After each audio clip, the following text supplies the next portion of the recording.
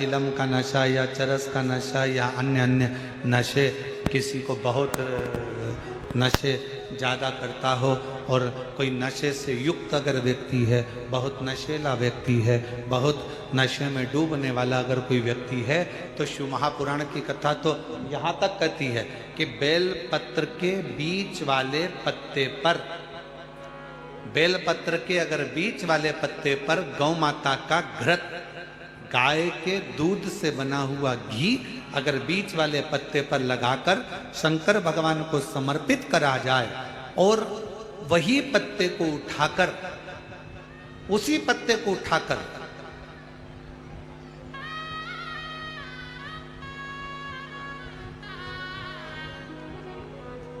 भगवान शिव जी का कृतिवशेश्वर नाम लेकर अगर वही पत्ता उठाकर कोई बहुत नशे में धुत अगर व्यक्ति रहता है और उस व्यक्ति को प्रत्येक सोमवार को एक पत्ता गाय के घी का बीच वाली पत्ती पर लगाकर शिव को चढ़ाकर कृतिवशेश्वर नाम भगवान का धारण कराकर उस पत्ते को वापस लाकर नशा करने वाले व्यक्ति को अगर ज़्यादा से ज़्यादा 11 सोमवार भी अगर वो पत्ता खिला दिया तो वो धीरे धीरे नशे से दूर होता चले जाता और उसका नशा छूटते चले जाता।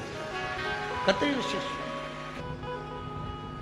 शिव जी का एक नाम है कृतिवासा। क्या नाम है? जम के बोलो जरा, कृतिवासा। सब बोलो जरा आवाज लगा कर।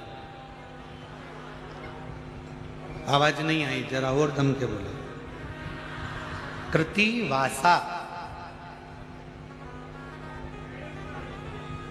फिर से बोलो, कृतिवासा।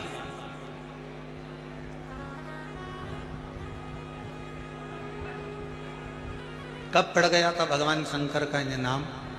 जब उन्होंने गजासुर का संहार करा था और गजासुर भगवान शिव को अपने उदर में रखा हुआ था और उस गजासुर के प्राणों को जब हरा गया था तब गजासुर ने शंकर भगवान से एक अपना संग शिव के साथ रखने का वचन मांगा था। तो शिव जी का नाम कृतिवासा पड़ गया था, भगवान शंकर का नाम कृतिवासा पड़ा था। कृतिवासा।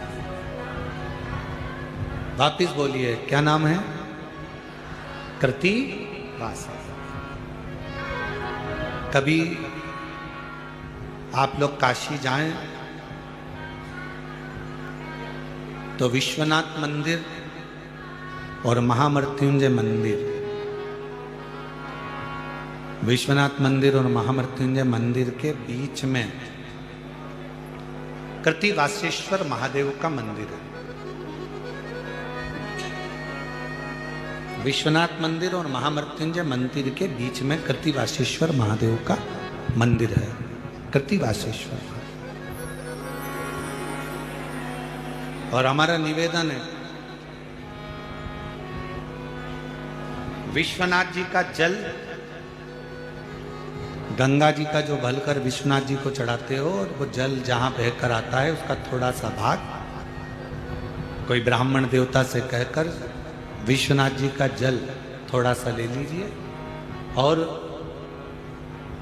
महामृत्युंजय मंदिर में जाइए और महामृत्युंजय मंदिर में चढ़ाया हुआ जल थोड़ा सा वहां का ले लीजिए और कृतिवासेश्वर मंदिर में पहुंचिए।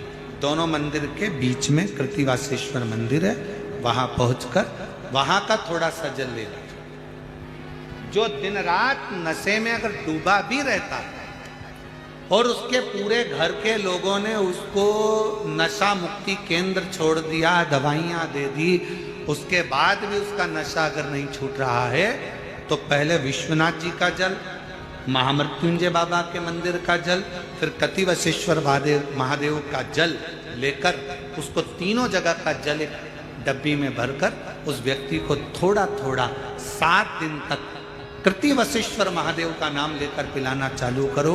उसको धीरे धीरे नशे से दूरी हटना प्रारंभ हो जाएगी। वो नशा करेगा ही नहीं, नशा करेगा ही नहीं। इतना प्रबल नाम है कृतिवासेश्वर महादेव।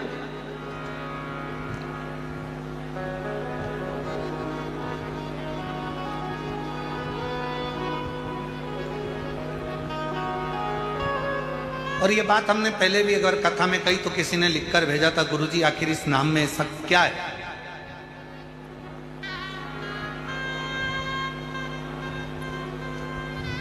भगवान शिव का कृतिवासा नाम में ऐसा क्या है? कोई ऐसा असुर,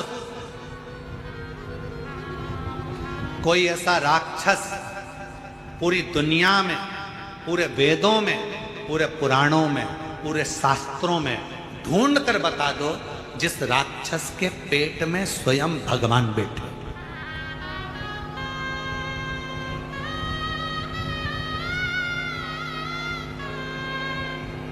कोई दुनिया का सारे वेद उठा लो, सारे पुराण उठा लो, सारे शास्त्र उठा लो, तुम्हारी मर्जी पड़े उतने उपनिषद उठा लीजिए, सारे शास्त्र छान मारिए, सारे वेद, सारे पुराण उठाकर देख लीजिए, कोई असुर, कोई राक्षस ऐसा नहीं मिलेगा जिसके पेट में स्वयं शंकर जी या कोई देवता भगवान उसके पेट में बैठे हों।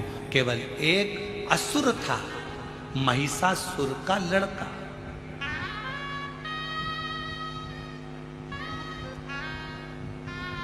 केवल एक असुर है, वो महिषासुर जिसको मां जगत जननी दुर्गा भवानी ने मारा था, उस महिषासुर का लड़का गजदंती का पुत्र गजासुर। केवल एक, पूरे असुरों में केवल एक असुर ऐसा है जिसके पेट में स्वयं शंकर भगवान को बैठना पड़ा, स्वयं शिव।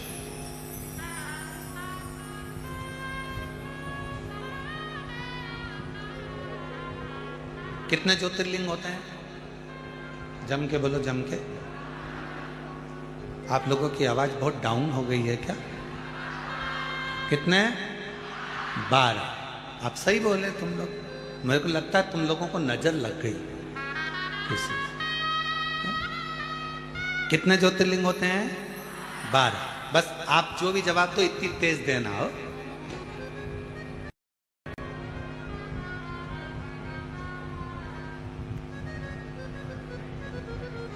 अब जो पानी की टंकी पर ऊपर चढ़ा हुआ है और उसको तुम नीचे से कह रहे बंद कर दे, बंद कर दे, अब पानी की टंकी पर चढ़े हुए व्यक्ति को सुनाई कहां से देगा? वो तो बेचारा इतना ऊपर है।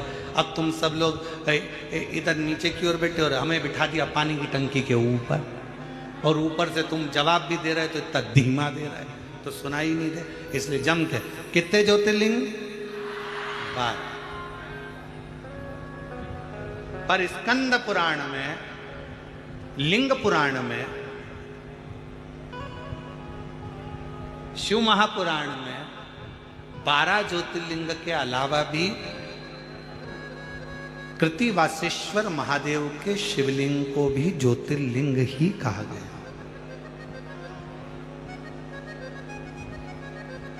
शिव महापुराण की कथा में कृतिवासेश्वर महादेव के शिवलिंग को भी ज्योतिर्लिंग की ही गणना थी। ज्योतिर्लिंग क्यों? आखिर इस शिवलिंग में ऐसा तत्व, ऐसा बल,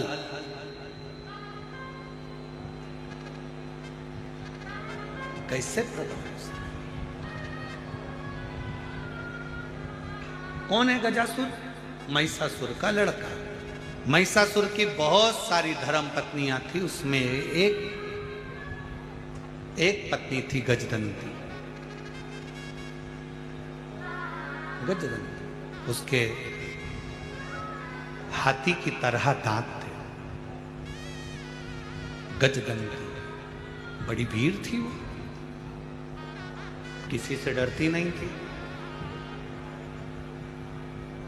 महिषासुर का जब संहार हुआ, महिषासुर के जब प्राण गए, तब गजदंती ने चिंघाड़ा था, बहुत विलाप के साथ रोई थी, बहुत।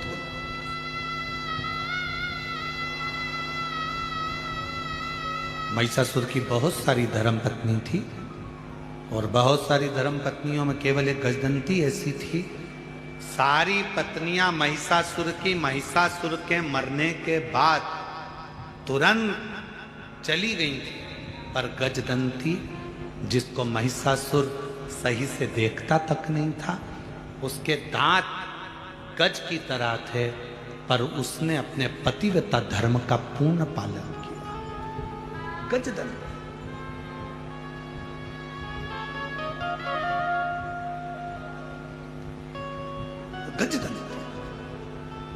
और एक आज का समय, आज के जमाने में एक निवेदन करेंगे, फिर निवेदन है, बच्चों को डिग्रियां दिलाओ, खूब दिलाओ, मना नहीं, पर डिग्रियों के साथ में बच्चों को संस्कार जरूर दिलाओ, बहुत जरूरी हो।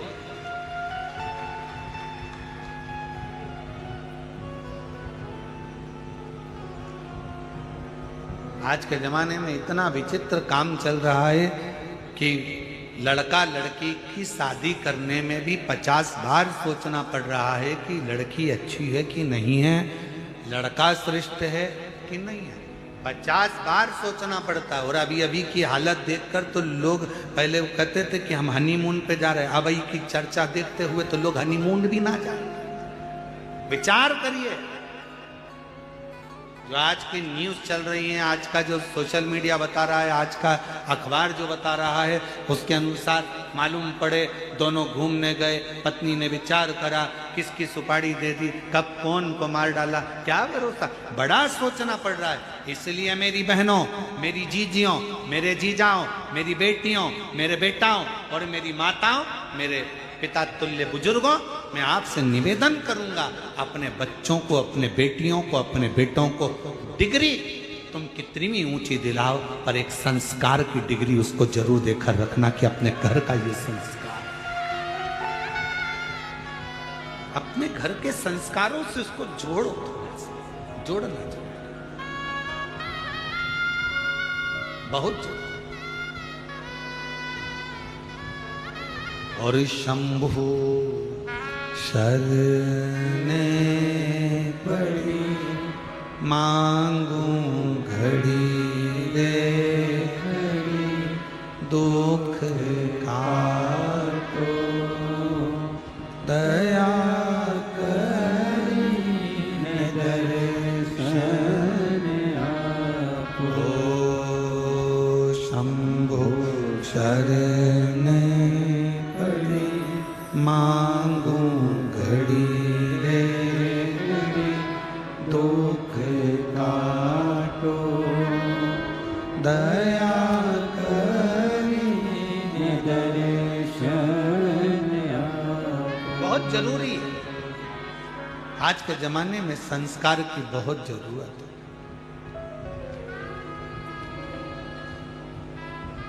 महिषासुर की जितनी पत्नियां थी सब चली गईं, केवल एक गजदंती ऐसी थी, केवल एक गजदंती केवल एक ऐसी थी जो रुकी।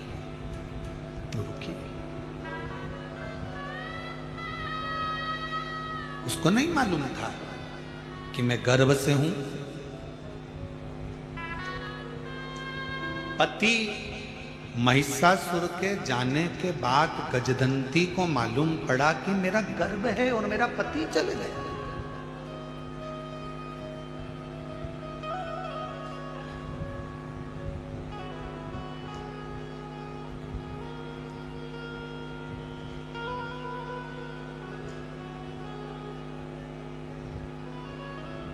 बाद में मालूम पड़ा,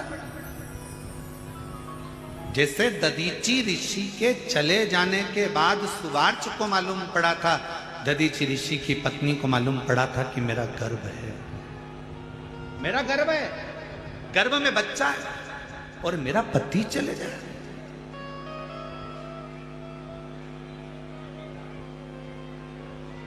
लोग क्या कहेंगे, पति के जाने के बाद बच्चे को जन्म दिया।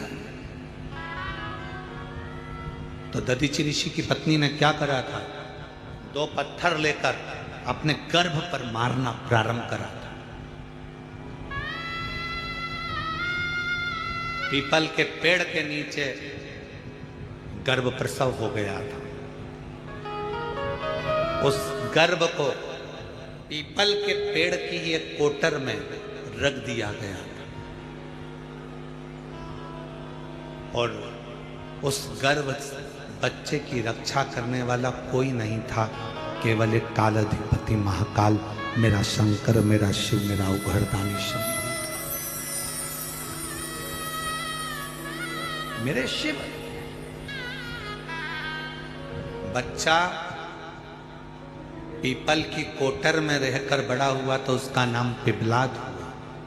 उस पिपलाद ने भगवान शंकर से पूछा था कि मेरे पिता को कौन, तो कहा देवताओं के हित के लिए तुम्हारे पिता ने अस्थियों का दान दे दिया था। क्रोध आ गया। बस वही की वही दशा। महिषासुर चले गया, उसकी सारी पत्नियां चली गई, केवल एक पत्नी थी गजदंती। महिषासुर की एक धर्म पत्नी थी गजदंती, जिसके दांत हाथी की तरह थे, जिसको महिषासुर देखता भी नहीं था, केवल उसकी वीरता के कारण उसने उससे शादी करी थी।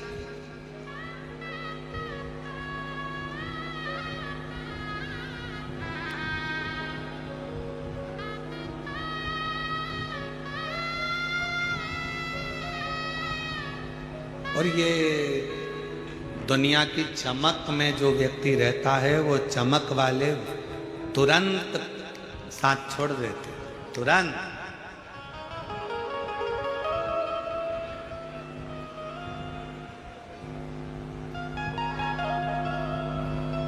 एक प्रसंग हमने पहले कथा में कहा था, एक राजा की 4 पत्नियां थी। एक बड़ी सुंदर थी, 24 घंटे साथ रहते थे। एक 12 घंटे साथ रहती थी, एक 8 घंटे साथ रहती, एक कभी कभी मिलती थी। राजा 24 घंटे वाले को बहुत चाहता था, उसके ऊपर तो उसने पूरा खर्चा कर दिया था। राजा बीमार पड़ा, मरने का समय आया।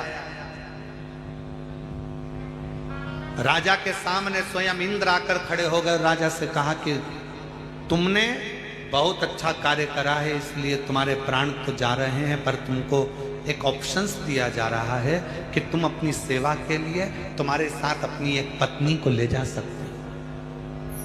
राजा खुश हो गया, अपनी 24 घंटे साथ रहने वाली पत्नी को तुरंत खबर करी, जल्दी आ, तैयार कर ले, तुझे मेरे साथ चलना है ऊपर। 24 घंटे वाली ने सिर पे पल्लू वल्लू लेके अपनी लिपस्टिक वगैरह सब देखकर तुरंत कहा, बेवकूफ हो, पागल हो, मूर्ख हो, मैं तुम्हारे साथ मरूंगी।